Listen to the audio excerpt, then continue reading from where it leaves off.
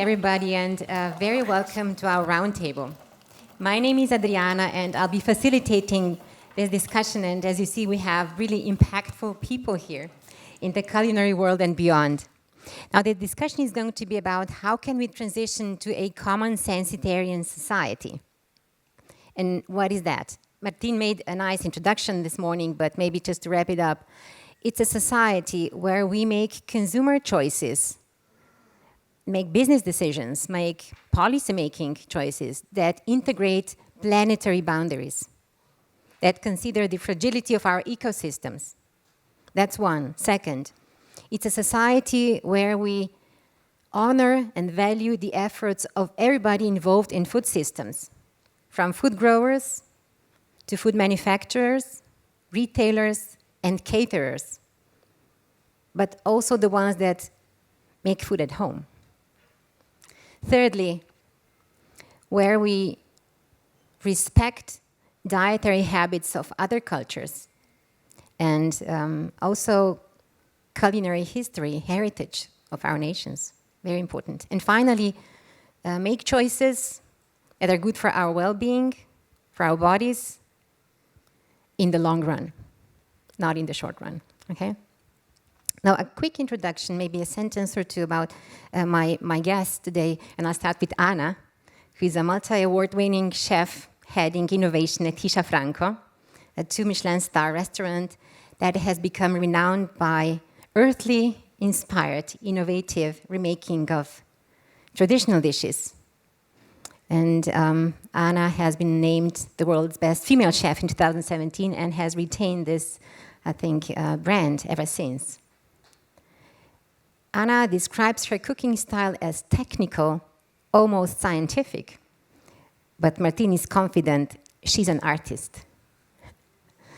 Our second guest is Marleen Onwesen from Wageningen University and Research. She's a scientist, a researcher, but also expert leader in the area of consumer science.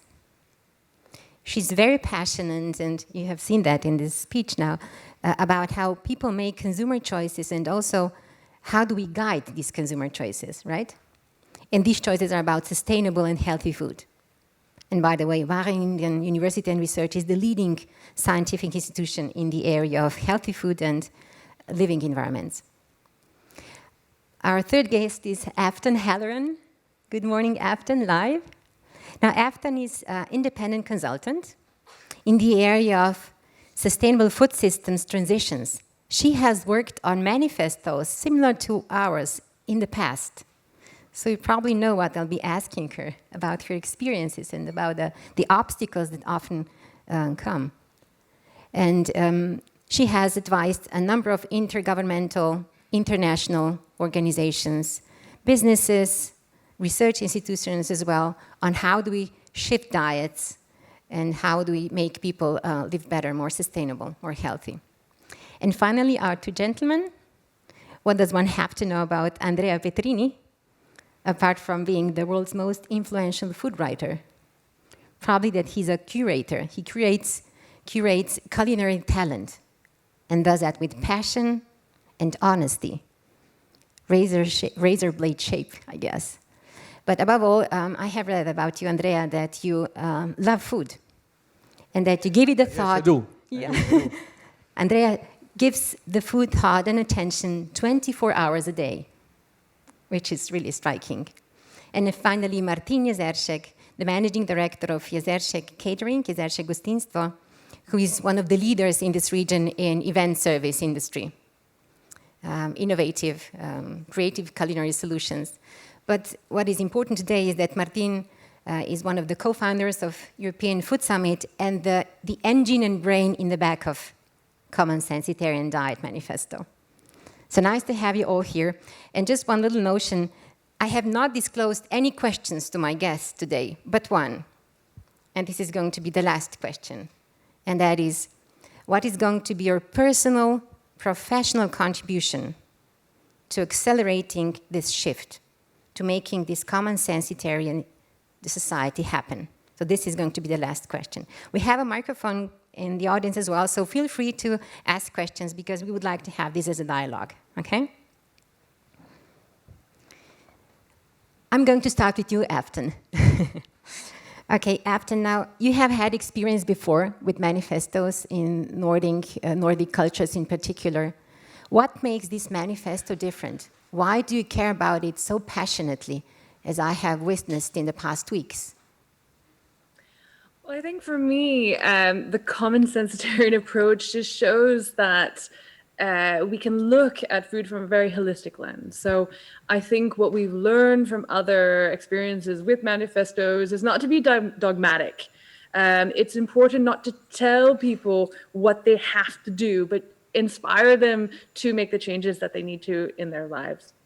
And I think we can all recognize that, if choices are made for us and it's done in a way that nudges us to be better people and makes it easier, as Marlene was speaking about in her presentation, we can incorporate those things into our life much more.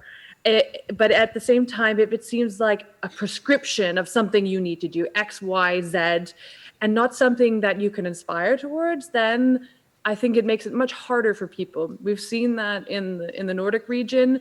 We've seen the tensions that can be also come up when you work with very polarizing topics, such as the reduction of animal source products, not only meat, but also, let's say, dairy. How do we remove that polarization? And I think that the common-sensitarian approach that we've been looking at has shown a way to be respectful of food choices, that not everybody has to be a vegan or will become a vegan. I think that's unrealistic, but we can basically respect this spectrum. And for me, I think that is aspirational in itself and much more respectful of people's food choices. Thank you. Now, I was shortly presented as an expert in strategy, and I tell you that when we make strategies for companies, for businesses, organizations, the most difficult part is implementing the strategy.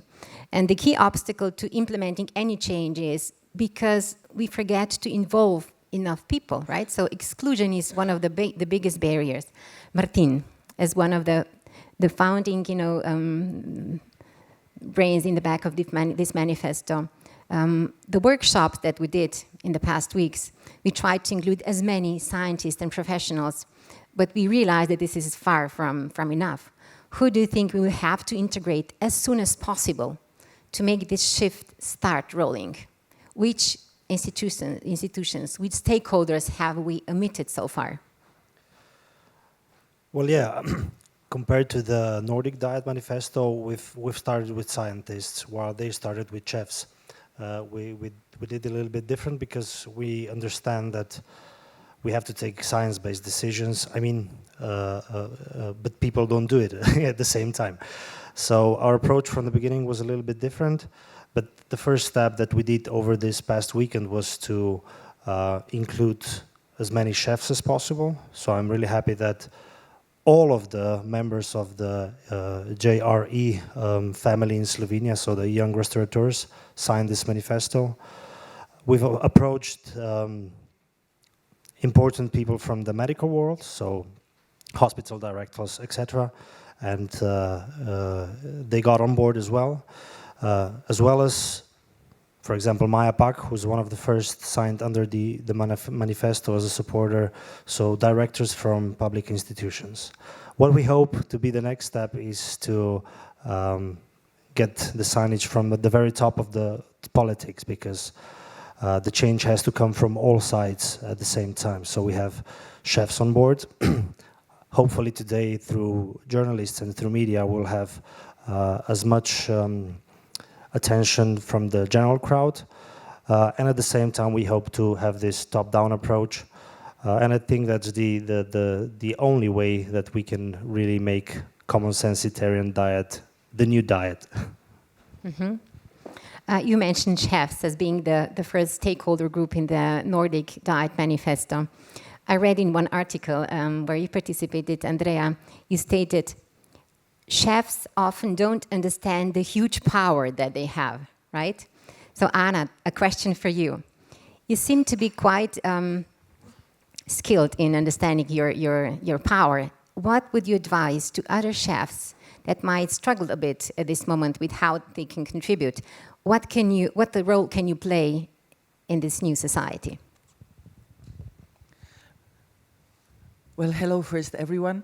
Well, I just came from Dublin, from Food on the Edge, where I said that I honestly really think that chefs today are kind of rock stars of yesterday, and which is great, maybe not so much deserved, but however, it gives us a platform to speak about the problems, not only in the food industry, but in everyday lives of people.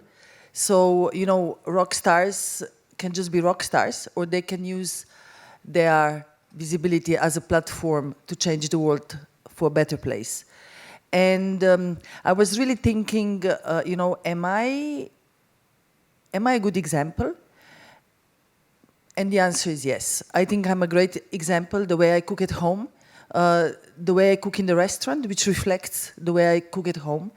And to be honest, I use my platform to speak about how in everyday life people should behave, the way they buy the food, the way they process the food, and at the end, the way they consume it. Phones down, let's talk, let's be at the table. That's a great social moment. And it's something I gave to my children, and it's something we try to give to the client. So I think we should behave as examples, and we should be the examples. So am I completely sustainable? Of course not. That's a bullshit. I mean, I'm trying to be, but I still don't have the infrastructure to be the one. But I see more and more people trying to catch that train, which is very good news for the planet and for the future of everyone. Thank you. Andrea, anything to add up? What is your perspective? So what is the huge power that the chefs have and that they could enact it in this case? What should they do? If we all agree that chefs have great powers, with great powers come also lots of responsibilities, but at the same time, let's say you are a rock star, you are a Bono, you are on a stadium, you are singing, spreading out message. Do I really care about Bono's messages? Do I really accept the posture of sending out messages? Personally, I don't. I always be very, very wary, very kind of scared of people who who send out messages. With messages coming from a high posture also comes propaganda, and we all know where the propaganda can lead us. So I'm rather skeptical. And as for the chefs, at the end of the day, they are good people, but maybe they are a little perverted by the logistics of the system that we have all been responsible, we all have been working to construct. I don't personally think that they are as free as they think they are. I'm not a free man, you are not a free girl, we are not free at all because the state, the ideologies, the economics, they all chain us. So it's nice if they think they can be useful, but personally I have many doubts. Whenever a guy comes with a message and I say, I mean, let's take a simple example. In the 60s, 70s, there was this huge boom of political movies in France, in Italy, all around Europe, movies with a message. The capitalistic society is bad, the police are cops, the fascists are all around us, and the message was very much underlined in red. And all those movies were so boring, so predictable. And Jean-Luc Godard, who died a couple of months ago, he always said, you shouldn't do political movies. You should do movies, you should shoot movies in a political way.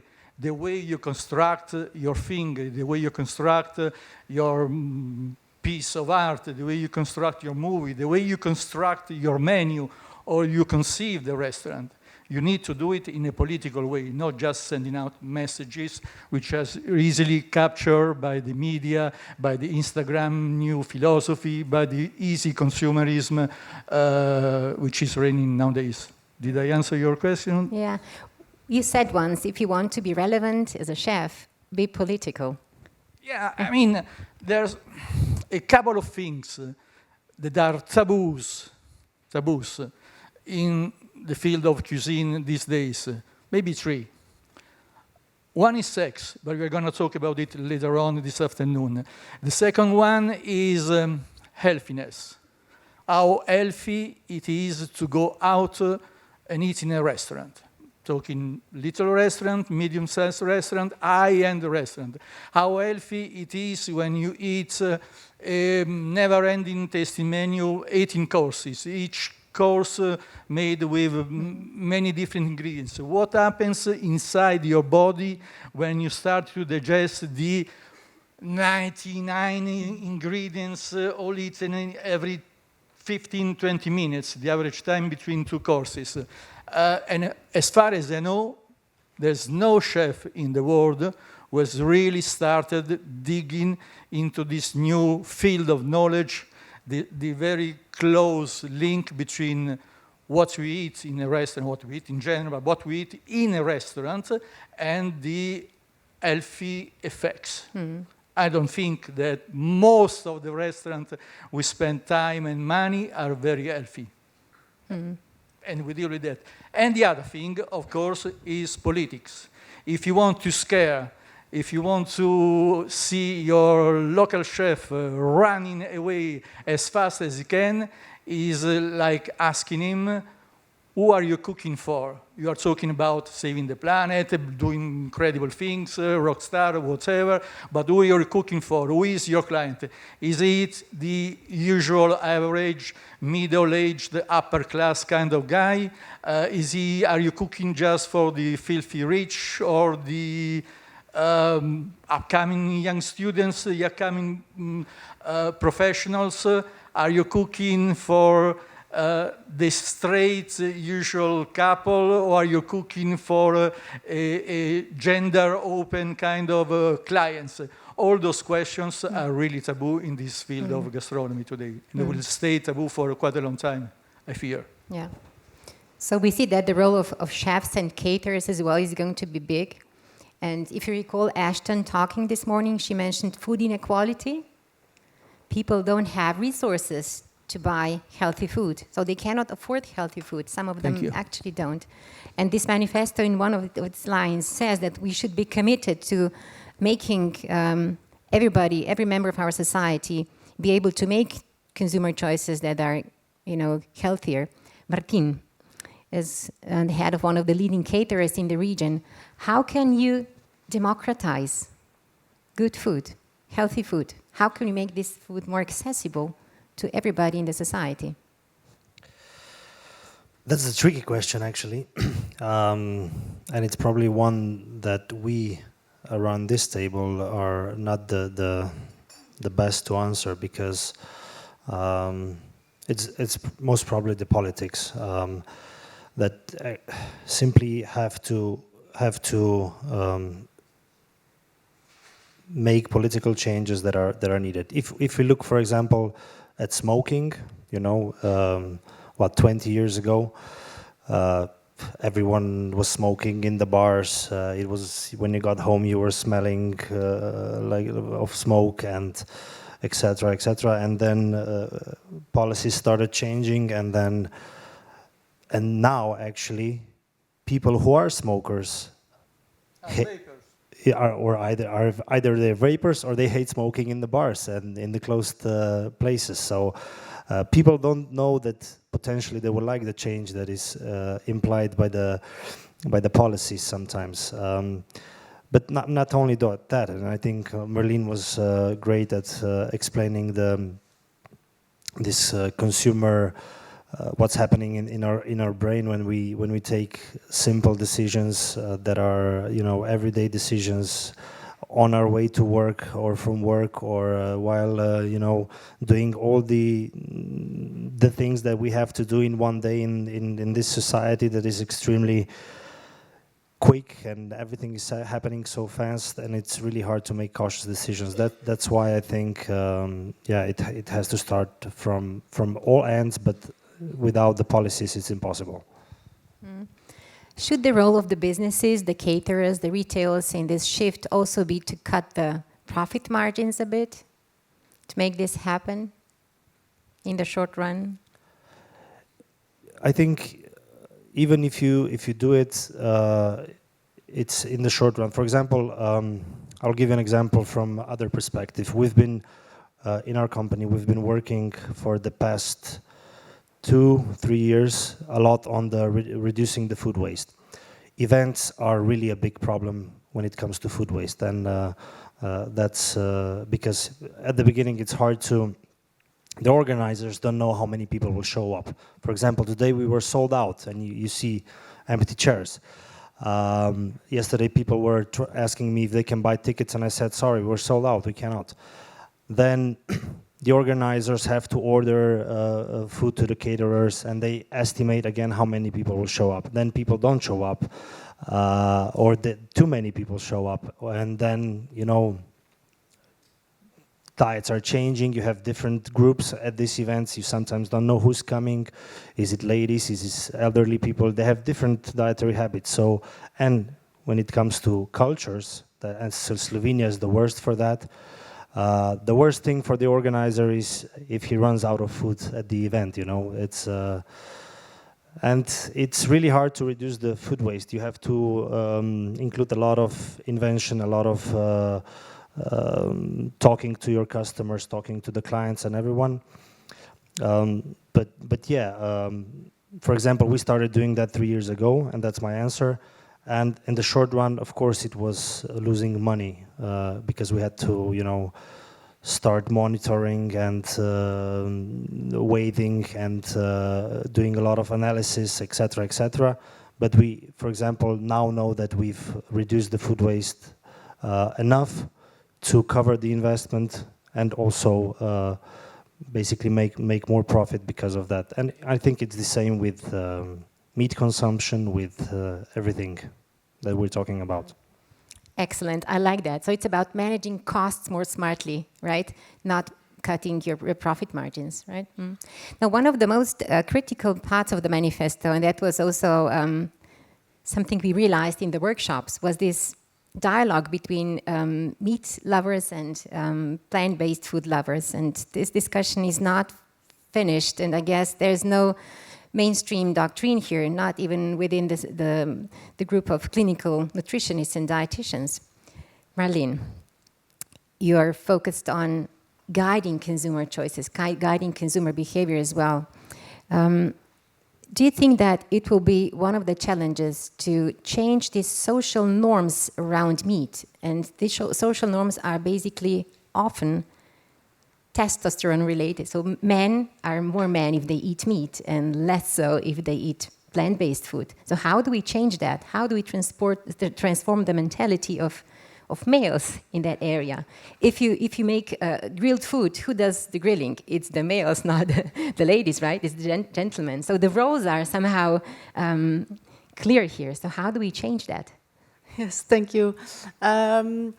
We indeed see a lot of variation across diets and the big importance and relevance of the social environment.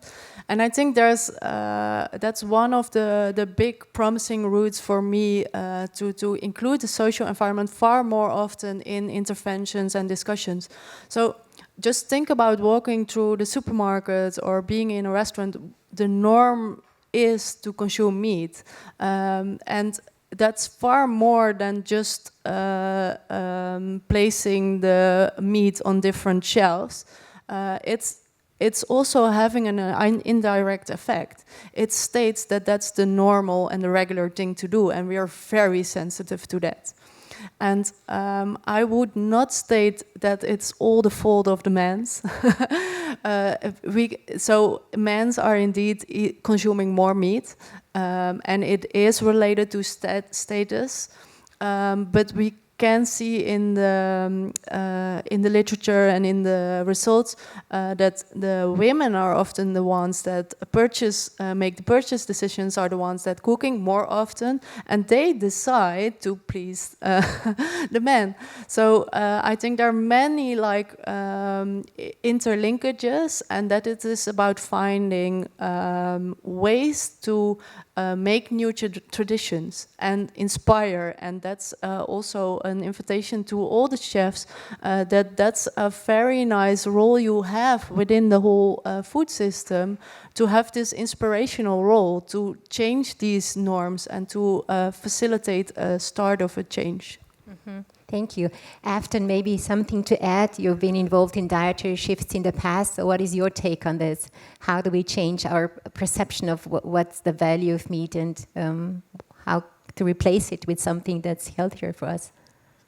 Yeah, definitely to complement what Marlene's been saying, I some changes that we've seen, for example, where I live in Denmark, where we've had different kinds of interventions. So in public canteens, there has been a political mission to lower the consumption of animal-based foods and increase the consumption of plant-based foods. And that has been done in different ways. So initially, one of the political decisions was actually to have meat-free days, and explicitly calling them that in the public canteens in the country. That was rejected. It was outright rejected. People did not want to be told what to do. But then we saw what a very positive kind of intervention, one that has been much more successful, was really just to do it, to reduce the amount of animal-based foods that are being served without talking about it, without putting so much attention on this issue. And that in itself has been facilitated by the fact that people in the public canteens themselves have been trained how to make better tasting food with the different kinds of products that they are expected to use. So I think here you can see two very clear differences. One, being explicit about something, and one is just making it much easier, and that shift much more easy to incorporate into everybody's daily lives. And I think that's a really, really great example of what not to do and what you can do for a successful result. I think Denmark has been a leader here. Other countries are also doing it as well. So I think if you kind of add to that polarization, you fuel that fire, you're going to have the result that polarizes society even more. Mm-hmm. So one notion that pops my mind in relation with meat is exactly this, animal-based proteins build your muscles, so that's why men typically consume more meat. But the other notion is that meat is often related to this notion of wealth. So people that are wealthier consume more meat, and if we don't eat that meat, does that show that we cannot afford meat? So meat has been, somehow related to being wealthier, being able to afford meat. So how do we change that? How do we change that, Marlene, in the society? Yes, we indeed see those trends, and especially if we are looking at the global trends, right? That the low middle income countries at this moment see the meat consumption as a real status product. So it's about finding ways to attach the status position to plant-based recipes, plant-based meals, and just one example, we saw in research that putting a label of vegetarian on products resulted in the association that it was less tasteful, and that's the problem. I think we have to find ways to make the plant-based diet, plant-based recipes, products as tasteful and maybe even more tasteful and attractive than the animal-based products. And at this moment, if you're in some restaurants or at some places, you order the vegetarian pizza as if it is a taste. I don't even know what's on it. I only know that it's vegetarian, and that's that's strange. So there are many ways to think of how to keep the associations of tasteful, attractive food.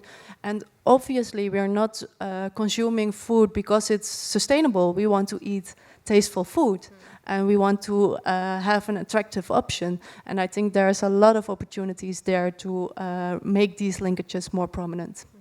So who do you think, Martin, as the opinion leaders, apart from the chefs, from the caterers that are really standing out, who do you see as people that could be, carrying this mentality on the ways of this shift?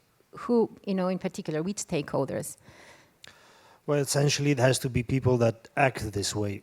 So we cannot, sponsor a social media influencer that to, promote. No. You cannot. I told you, you cannot sponsor an influencer who is, to promote something that he cannot, he doesn't live. It's not his values, etc. So it has to be people who, have the same values, and it has to happen spontaneously. So, and from different parts of society. It can be athletes, it can be chefs, it can be people that inspire everyone, but it should not be sponsored, promoted, because that's the agenda of the mass media and everyone, and people recognize that. People recognize it. It's not honest that it, especially nowadays where we have all this communication coming from everywhere. So I think that the approach is more important than who the people actually are. Yeah, go ahead, Andrea. I like very much what you said, boss. We all know WikiLeaks. We all know the Panama Papers. We all know all the money laundering that is going on around the world. But don't you think, I'm just being friendly provocative, just being friendly, I'm a friend.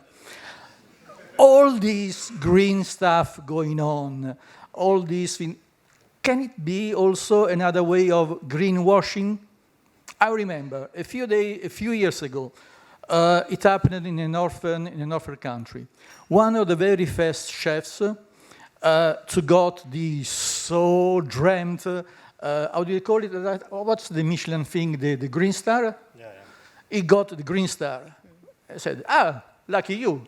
And he was so pissed off because he felt manipulated. He felt himself being manipulated. How do they dare to give me a green star? Of course, I do lots of vegetables in the menu. Of course, I select the garbage. Of course, I'm trying to be sustainable and getting nice wages for the people working in the kitchen. But how do you know that I'm really green? Just because you came anonymously one night, you sat, had a tasting menu, a 5-course tasting menu, you paid the bill, and then you went out. This just because I do cook more celeriac or beetroots or whatever than a thick red steak. That's you give me this green star. We all know that it's a fake. In order, you are the professionals. If you say, this business could be sustainable, but it needs to go through that slow, long process, it will take weeks, months, years, whatever. You all know that you cannot book a table in a restaurant and eat alone, and then going out and saying this is a green restaurant, deserves a star. You would need to spend time with that, being backstage, meaning the kitchen, where do your leeks come from? They are probably the best leeks around, but if they come from 200 kilometers, are they more sustainable than the maybe less good leeks just 5 kilometers away? It needs a scientific or I don't know what kind of organization to give the degree. Yes, you are green, you could do better, you deserve an award. And we all know that in the field of gastronomy, a lot of this green talking unfortunately, is also a huge greenwashing business. True. If I can, Yeah. if I can interrupt, and someone who was informed about this manifesto beforehand told me, "Oh, that's a great idea. Then you can put labels on the products in the supermarket, you know." And I said, "No, that's the worst. That's exactly the opposite of what we're trying to do here, you know." We provocatively call it the Common-Sensitarian Diet. It's essentially not a diet. If we put labels on the products and tell people that's Common-Sensitarian, it's exactly the opposite of what we're trying to say here. You know, we have to get into people's mind because, like I said with my meatball story, you know, one thing that may be Common-Sensitarian at one moment is not in the other moment, and that's the case in the supermarkets, in everywhere. Okay, 2 short questions, and then we'll finish with this last question, which is how you're going to contribute personally. And one of the last 2 questions is for you, Ana. I mentioned that, you know, Andrea loves food, but of course you love food above all as well. You could not be creating such magnificent dishes if that was not true. So how can you make a relation with food? That's a notion that Afton's one used. To make a relation with food, how do we develop that? We are, you know, we're stressed. There's no time. So how do you do that?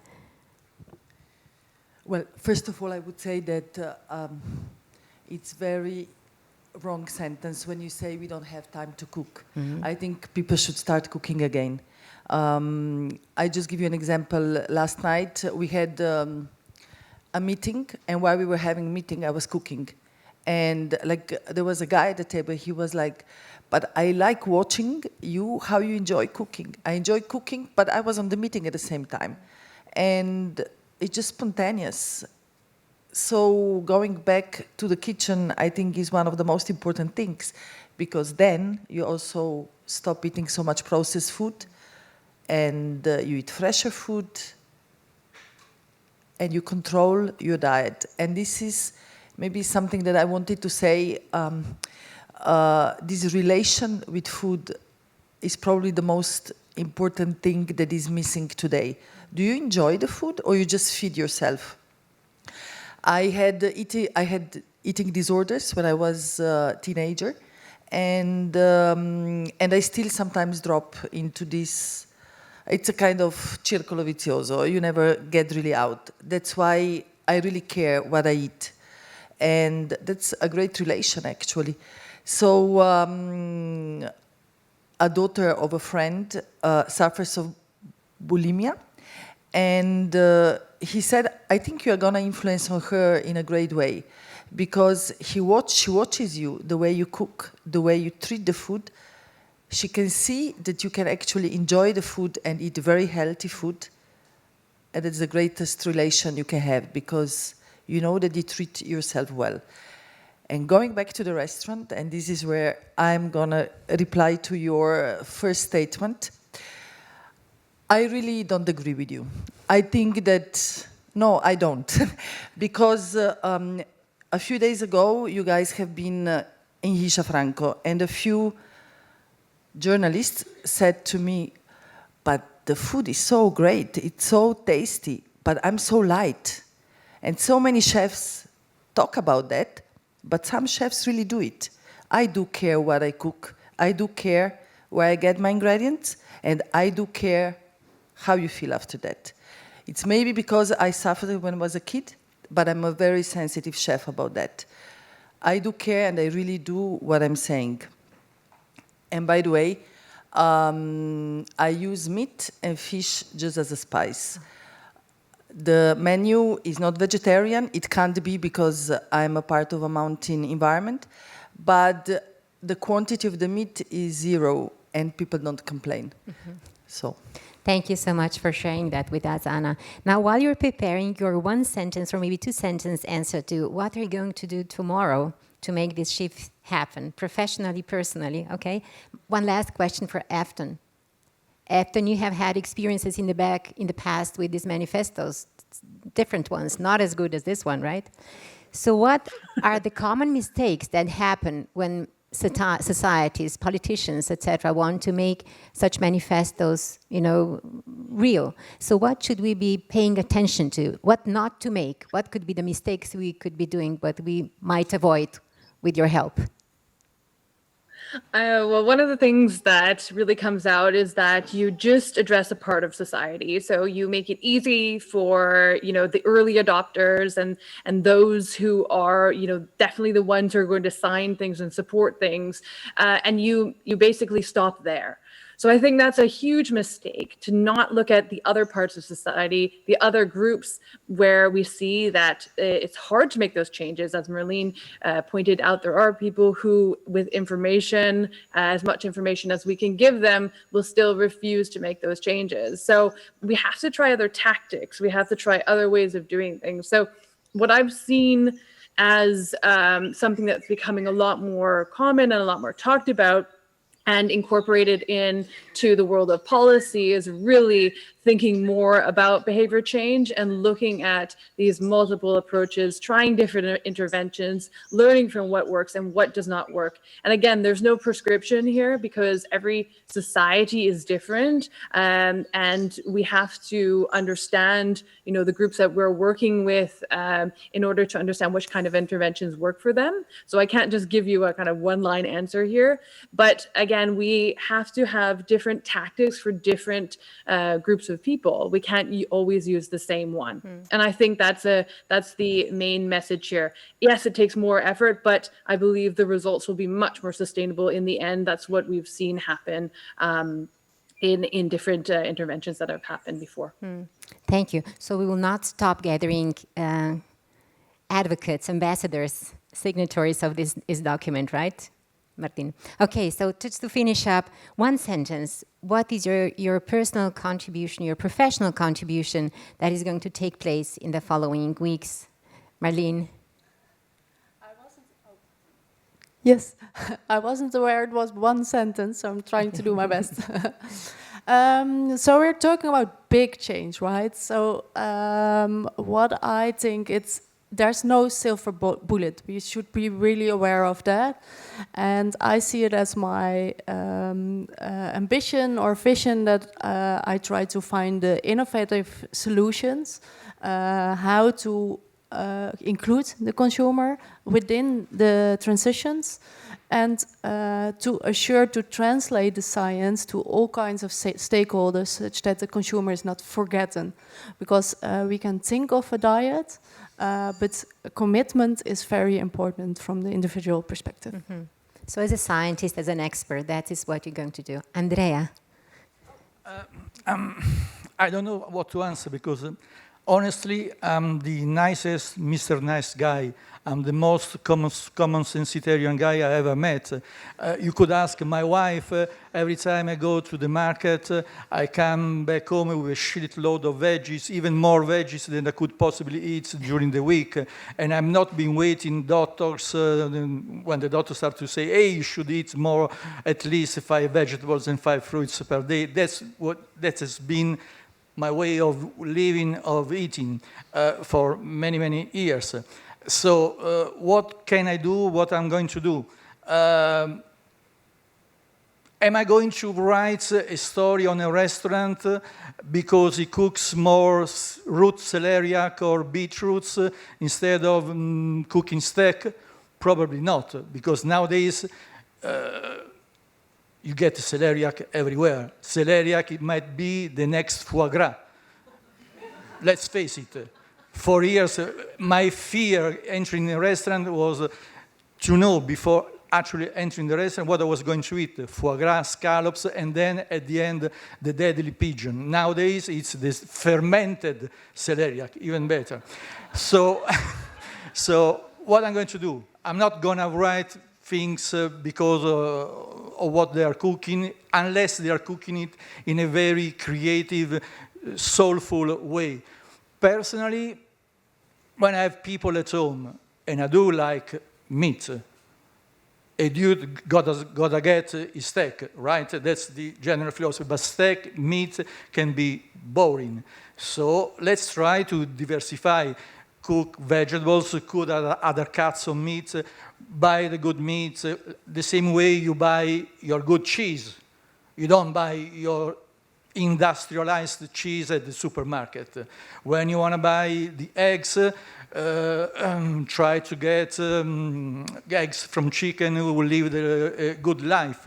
And for example, because everybody's talking about zero waste. Zero waste, okay, use everything, the carrots, the fan of the carrots. When you buy the radishes, if you use the leaves, you could do a wonderful broth. You could pan fry the leaves, the radish leaves, and make spaghetti with those kind of leaves. And then when it comes to meat, don't buy the usual filet, don't buy the usual roast beef, don't buy the usual overfat Wagyu unless you are in Japan. For example, go to your butcher and ask, hey, can I get some bull's balls? They are delicious. They are almost as delicious as veal or beef tongue. And on top of that, nobody's asking for them. They are probably going to give it to you for free. And you will help food wasting, because otherwise they would throw away those wonderful balls. That's the little thing that I'm ready to commit on a...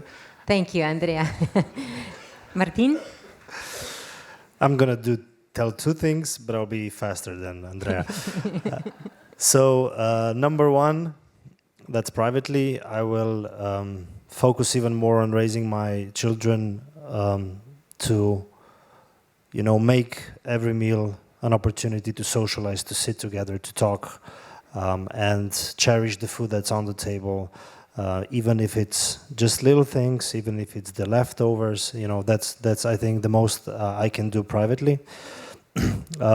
Business-wise, we will keep on and focus even more on reducing the food waste, because, like I said, in the event catering, that's I don't have a scientific proof, but I'm pretty sure that it's a bigger problem than meat reduction in our type of business. So yeah, two things. Thank you, Ana. Well, I'm thinking a lot how to answer. I guess I will try to realize my dream, which is private business dream. It's a bit complex. It will require a lot of energy and time. I would like to realize a dream of a network of biodynamic farmers in the region, together with Gregor Božić, the Slovenian film director, who is doing a map of forgotten old orchards. I would like to build this platform where everybody, the chef, the clients of the restaurants, but also every single human being can buy a vegetable that he knows exactly where it's coming from, that is biodynamically, organically grown. It means, as Jean and Matteo working, not even watered. If I realize this dream, I think I will be really committed to the manifesto and maybe to myself as well. Thank you. Afton, a quick wrap up, your contribution. Yeah, just quickly. So for me, in a personal way, I just became a mother this year. And I think that children, I thought it was once a cliche, but now I definitely know what people are talking about. They force us and they help us to be the better versions of ourselves. So I think here it's really practicing what I preach, and hopefully that will rub off on my child. But also in the work that I do as a professional is I see there's a huge opportunity to work with healthcare professionals and help them to understand the interventions that they make on a daily basis around healthy diets can be improved, and to provide them with the right kinds of tools that they can use to make that possible. That's definitely something that I'm going to work harder on. Thank you, Afton. So thank you all, and thank you also for the time. Maybe just a final thought, and I'll use Ana. Next time you work from home, show that you can be ambidextrous, have a meeting, and cook at the same time.